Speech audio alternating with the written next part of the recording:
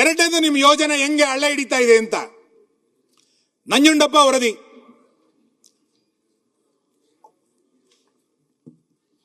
ನಂಜುಂಡಪ್ಪ ವರದಿನಲ್ಲಿ ನೀವು 2004 2005 ನೀವು ಶಾಸಕರಾಗಿ ಬಂದ್ರಿ. ನಾನು 2004 ಶಾಸಕನಾಗಿ ಬಂದೆ. ಅವತ್ತಿನಿಂದ ಇವತ್ತಿನ ತನಕ ನಂಜುಂಡಪ್ಪ ವರದಿಯ ಬಗ್ಗೆ ಸಾಕಷ್ಟು ರೀತಿಯಾದಂಥ ಚರ್ಚೆಗಳು ಎಲ್ಲ ಕಡೆಗಳಲ್ಲೂ ಕೂಡ ನಡೀತಾನೆ ಇದೆ. ಆ ನಂಜುಂಡಪ್ಪ ವರದಿನಲ್ಲಿ ಒಟ್ಟು 114 ತಾಲೂಕುಗಳು 3 ಭಾಗದಲ್ಲಿ ಅತಿ ಹಿಂದುಳಿದ, ಹೆಚ್ಚು ಹಿಂದುಳಿದ ತಾಲೂಕುಗಳು ಅಂತೇಳಿ ಆಗಿದೆ ಅಂತೇಳಿ ಸಾವಿರಾರು ಕೋಟಿ ರೂಪಾಯಿಯನ್ನ ಇವತ್ತು ಖರ್ಚು ಮಾಡಿದ್ದಾರೆ.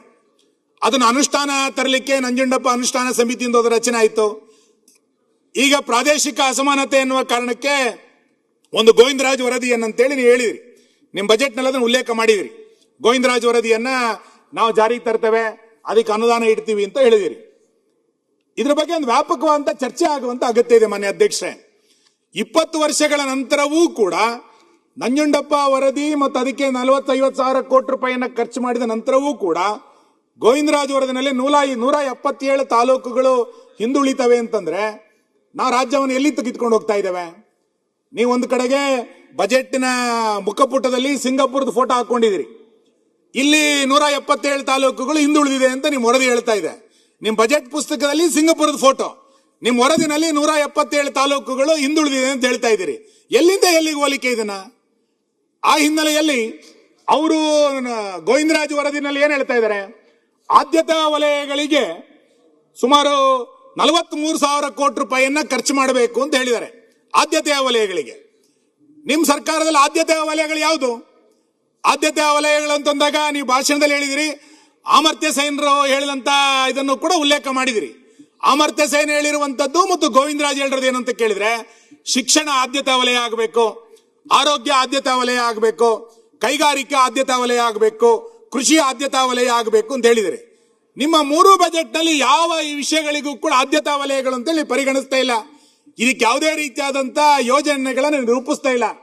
ಗೋವಿಂದರಾಜ್ ವರದಿನಲ್ಲಿ 43 ಸಾವಿರ ಕೋಟಿ ರೂಪಾಯಿಯನ್ನ ಇಡಬೇಕು ಅಂತ ಹೇಳಿದಾಗ ನೀವು ಈ ವರ್ಷ ಇಟ್ಟಿರುವಂತದ್ದು 4291 ಕೋಟಿ ರೂಪಾಯಿಯನ್ನ ಇಡ್ತೀರಿ ಅಂತ ನೀವು ಹೇಳ್ತಾ ಇದ್ದೀರಿ.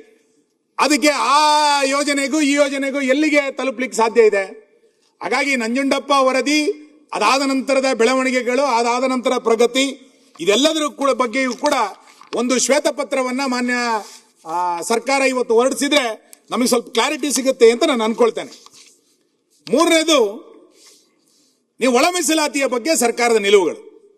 ನಾನು ಆಗ್ಲೇ ಹೇಳದಂತೆ ಯೋಜನೆ, ಅನುದಾನ ಮತ್ತು ಅನುಷ್ಠಾನ ಇದಕ್ಕೆ ಒಂದಕ್ಕೊಂದು ತಾಳ್ಮೇಲೆ ಇಲ್ಲ ಅಂತಂದ್ರೆ ಹೆಂಗೆ ಆಗುತ್ತೆ ಅನ್ಲಿಕ್ಕೆ ಇದು ಒಂದು ಉದಾಹರಣೆ. ಒಳ ಮೀಸಲಾತಿಯ ಬಗ್ಗೆ ನಮ್ಮ ಸರ್ಕಾರ ಬಹಳ ಸ್ಪಷ್ಟವಾದಂತಹ ನಿಲುವುಗಳನ್ನು ತೆಗೆದುಕೊಂಡಿತ್ತು. ಕಳೆದ ಬಾರಿ ಅಧಿವೇಶನದಲ್ಲಿ ಅದನ್ನ ನಮ್ಮ ನಾಯಕರೆಲ್ಲರೂ ಕೂಡ ಬಿಲ್ ಬಂದಾಗ ಚರ್ಚೆ ಮಾಡಿದ್ವಿ. ಸುಪ್ರೀಂ ಕೋರ್ಟ್ ಆ ಅಂಕಿಅಂಶಗಳನ್ನ ತಗೋಬೇಕು ಅಂತ ಹೇಳಿದ ನಂತರ ನೀವು ಜಸ್ಟಿಸ್ ನಾಗಮೋಹನ್ ದಾಸ್ ಸಮಿತಿ ರಚನೆಯನ್ನ ಮಾಡಿದ್ರಿ. ಸುಮಾರು 100 ಕೋಟಿ ರೂಪಾಯಿಯನ್ನ ಖರ್ಚು ಮಾಡಿ ಆ ವರದಿಯನ್ನ ತರಿಸ್ಕೊಂಡ್ರಿ. ಜಸ್ಟಿಸ್ ನಾಗಮೋಹನ್ ದಾಸ್ ಕೊಟ್ಟಂತ ವರದಿ ಒಂದು, ನೀವು ಕ್ಯಾಬಿನೆಟ್ ಅಲ್ಲಿ ತೀರ್ಮಾನ ಮಾಡಿದಂತ ವರದಿಯ ಒಂದು, ತೀರ್ಮಾನ ಮಾಡಿದ ಅಂಶನೇ ಒಂದು. ಇಲ್ಲಿ ಬಿಲ್ ತಗೊಂಡ್ಬಂದಿದ್ದೇ ಬೇರೆ. ಅವರು ಯಾವ 4 ಅಥವಾ 5 ಪಂಗಡಗಳನ್ನು ಮಾಡಬೇಕು ಒಳ ಮೀಸಲಾತಿಗೆ ಸಂಬಂಧಪಟ್ಟಂತೆ ಹೇಳಿದ್ರು, ಅದೆಲ್ಲದನ್ನು 100 ಕೋಟಿ ರೂಪಾಯಿ ಖರ್ಚು ಮಾಡಿ ರಚನೆ ಮಾಡಿದಂತ ಜಸ್ಟಿಸ್ ನಾಗಮೋಹನ್ ದಾಸ್ ವರದಿಯನ್ನ ಸೈಡಿಗಿಟ್ಟು ನೀವು 3 ಭಾಗಗಳನ್ನಾಗಿ ಮಾಡಿದ್ರಿ. ಅದಾದ ನಂತರ ಎಷ್ಟೆಷ್ಟು ದೊಡ್ಡ ಚರ್ಚೆಗಳಾಯ್ತು, ಅಲೆಮಾರಿಗಳಿಗೆ ಎಷ್ಟು ಸಮಸ್ಯೆ ಆಯ್ತು ಅನ್ನುವಂಥದ್ದು ಗೊತ್ತಿದೆ. ನಿಮಗೆ ಗೊತ್ತಿದ್ದಂತೆ ನಮ್ಮ ದಕ್ಷಿಣ ಕನ್ನಡ, ಉಡುಪಿ ಜಿಲ್ಲೆನಲ್ಲಿ ಆದಿ ದ್ರಾವಿಡರು ಅಂತ ಹೇಳುವಂತ ಸತ್ಯಸಾರಮಣಿಯನ್ನ ಪೂಜೆ ಮಾಡುವಂತ ಒಂದು ದೊಡ್ಡ ಸಮುದಾಯ ಇದೆ, ಪರಿಶಿಷ್ಟ ಜಾತಿದು. ಅವರಿಗೆ ಎಲ್ಲಿ ಸೇರಿಸಬೇಕು ಅಂತ ಹೇಳಲೇ ಇಲ್ಲ ನೀವು ಆದಿ ದ್ರಾವಿಡರನ್ನ. ನೀವು ಆ ಕಡೆ ಆದ್ರೂ ಹೋಗಿ, ಈ ಕಡೆ ಆದ್ರೂ ಹೋಗಿ ಅಂತೇಳಿ ಸಮೀಕ್ಷೆಯಲ್ಲಿ ಹೇಳ್ಬಿಟ್ರು. ಅವ್ರು ಪ್ರತ್ಯೇಕ ಬೇಕು ಅಂತೇಳಿ ಬಯಸ್ತಾ ಇದ್ರು. ಇವ್ರು ಹೇಳಿದ್ರು ನೀವು ಎಡಕ್ಕಾದ್ರೂ ಹೋಗಿ, ಬಲಕ್ಕಾದ್ರೂ ಹೋಗಿ ಅಂತ ಹೇಳಿ ಅವರನ್ನ ಎಲ್ಲರ ಜೊತೆಗೆ ಪೈಪೋಟಿ ಮಾಡ್ಲಿಕ್ಕೆ ಬಿಟ್ಟು, ನಮ್ಮ ಜಿಲ್ಲೆಯಲ್ಲಿರುವಂತ ಸುಮಾರು 5-6 ಜಿಲ್ಲೆಗಳಲ್ಲಿರುವಂತ ಕರಾವಳಿ ಮತ್ತು ಮಲೆನಾಡಲ್ಲಿರುವಂತ ಸತ್ಯಸಾರಮಣಿಯನ್ನ ಪೂಜಿಸುವಂತ ಆದಿ ದ್ರಾವಿಡರು ಅಂತ ಹೇಳುವಂತ ಆ ಸಮುದಾಯಕ್ಕೆ ಈ ಸರ್ಕಾರ ಬಹಳ ದೊಡ್ಡ ಪ್ರಮಾಣದ ಅನ್ಯಾಯವನ್ನ ಒಳ ಮೀಸಲಾತಿಗೆ ಸಂಬಂಧಪಟ್ಟಂತೆ ಮಾಡಿದ್ರು. ಎರಡನೇದು, ಈಗ ಹೊಸ ನೇಮಕಾತಿಯ ಸಂದರ್ಭದಲ್ಲಿ ನಾವು 15% ಪರಿಗಣಿಸ್ತೀವಿ ಅಂತ ಹೇಳಿ ಹಿಂದೆ ಬಿಜೆಪಿ ಸರ್ಕಾರದನ್ನು ಒಪ್ಕೊಳ್ಳಿಲ್ಲ, ಜಸ್ಟಿಸ್ ನಾಗಮೋಹನ್ ದಾಸ್ ವರದಿಯನ್ನು ಕೂಡ ಒಪ್ಕೊಳ್ಳಿಲ್ಲ, ಬಿಲ್ ಮಾಡಿದ್ದನ್ನು ಕೂಡ ಸರ್ಕಾರ ಒಪ್ಕೊಳ್ಳಿಲ್ಲ. ಈಗ 15% ನಂತನೇ ನೇಮಕಾತಿ ಮಾಡ್ತೀವಿ ಅಂತ ಹೇಳಿ ಹೊರಟಿದ್ದಾರೆ. ಇದರ ಪರಿಣಾಮ ಇವತ್ತು ವಿಜಯವಾಣಿನಲ್ಲಿ ಒಂದು ವರದಿ ಬಂದಿದೆ ಮುಖಪುಟದಲ್ಲಿ, ರೋಸ್ಟರ್ ಇಕ್ಕಟ್ಟು ಎಷ್ಟು ದೊಡ್ಡ ಪ್ರಮಾಣದಲ್ಲಿ ಆಗಿದೆ ಅಂತ. ನಾನು ಹೇಳ್ತೇನೆ, ನೀವೇನು ಬೆಂಕಿಯಲ್ಲಿ ಬೆಳಕು ಮಾಡ್ತೀವಿ ಅಂತ ಹೇಳಿದ್ರಲ್ಲ, ಆ ಬೆಂಕಿಯೇ ಈ ಸರ್ಕಾರವನ್ನ ಸುಡುತ್ತೆ ಒಳ ಮೀಸಲಾತಿನಲ್ಲಿ. ಇದನ್ನ ದಯಮಾಡಿ ಸರ್ಕಾರ ಅರ್ಥ ಮಾಡ್ಕೊಳ್ಬೇಕು. ನಿಮ್ಮ ಯೋಜನೆಗೂ ನಿಮ್ಮ ಅನುಷ್ಠಾನಕ್ಕೂ ತಾಳಮೇಳ ಇಲ್ಲದೆ ಇರುವ ಪರಿಣಾಮಕ್ಕೆ ಈ ಎಲ್ಲ ಯೋಜನೆಗಳು ಕೂಡ ಇವತ್ತು ಹಳ್ಳ ಹಿಡಿಲಿಕ್ಕೆ ಇವತ್ತು ಮಾನ್ಯ ಅಧ್ಯಕ್ಷರೇ ಪ್ರಾರಂಭ ಆಗಿದೆ. ಇನ್ನು ರಾಜ್ಯದಲ್ಲಿರುವಂತ ರಾಷ್ಟ್ರೀಯ ಶಿಕ್ಷಣ ನೀತಿಯನ್ನ ನೀವು ವಿರೋಧ ಮಾಡಿಬಿಟ್ರಿ.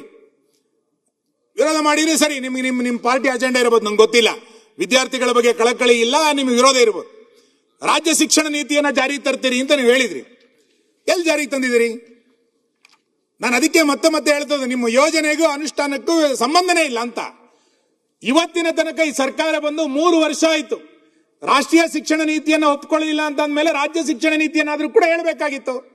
ಆ ವರದಿಯನ್ನ 3700 ಪೇಜ್ ವರದಿಯನ್ನ ತರಿಸ್ಕೊಂಡಿದ್ರಿ. ಇವತ್ತಿನ ತನಕ ರಾಜ್ಯ ಸರ್ಕಾರಕ್ಕೆ ಅದ್ರ ಬಗ್ಗೆ ಸ್ಪಷ್ಟತೆ ಇಲ್ಲ, ಏನ್ ಮಾಡಬೇಕು ಅನ್ನುವಂತ ಸ್ಪಷ್ಟತೆ ಇಲ್ಲ. ರಾಜ್ಯದ ವಿದ್ಯಾರ್ಥಿಗಳು ಯಾವ ನೀತಿಯ ಆಧಾರದಲ್ಲಿ ಶಿಕ್ಷಣವನ್ನು ಮಾಡಬೇಕು ಅಂತೇಳಿ ಇಲ್ಲಿಯ ತನಕ ಗೊತ್ತಿಲ್ಲ. ಇಂಥ ಪರಿಸ್ಥಿತಿಗೆ ಇವತ್ತು ಕರ್ನಾಟಕ ತಳ್ಳಲ್ಪಟ್ಟಿರುವಂತದ್ದು ಅತ್ಯಂತ ದುರಂತ ಅಂತ ನಾನು ಅನ್ಕೊಳ್ತೇನೆ. ಹಾಗಾಗಿ ಮಧುಸೂದನ್ ನಾಯಕನ ವರದಿ, ಒಳ ಮೀಸಲಾತಿ, ಇವತ್ತು ಪ್ರಾದೇಶಿಕ ಅಸಮಾನತೆಯಲ್ಲಿರುವಂತಹ ಗೋವಿಂದರಾಜ್ ಸಮಿತಿ, ಶಿಕ್ಷಣ ನೀತಿ, ಇವೆಲ್ಲವೂ ಕೂಡ ನಿಮ್ಮ ಯೋಜನೆಗೂ ಮತ್ತು ಅನುಷ್ಠಾನಕ್ಕೂ ಸಂಬಂಧ ಇಲ್ಲದಿರುವಂತಹ ವಾತಾವರಣವನ್ನ ಇವತ್ತಿನ ಈ ಸರ್ಕಾರ ಇವತ್ತು ಸೃಷ್ಟಿ ಮಾಡಿದೆ. ಮಾನ್ಯ ಅಧ್ಯಕ್ಷರೇ, ನ್ಯೂಸ್ ಫಸ್ಟ್ ನಿರ್ಭೀತಿಯಿಂದ ನಿಮ್ಮ ಪರವಾಗಿ.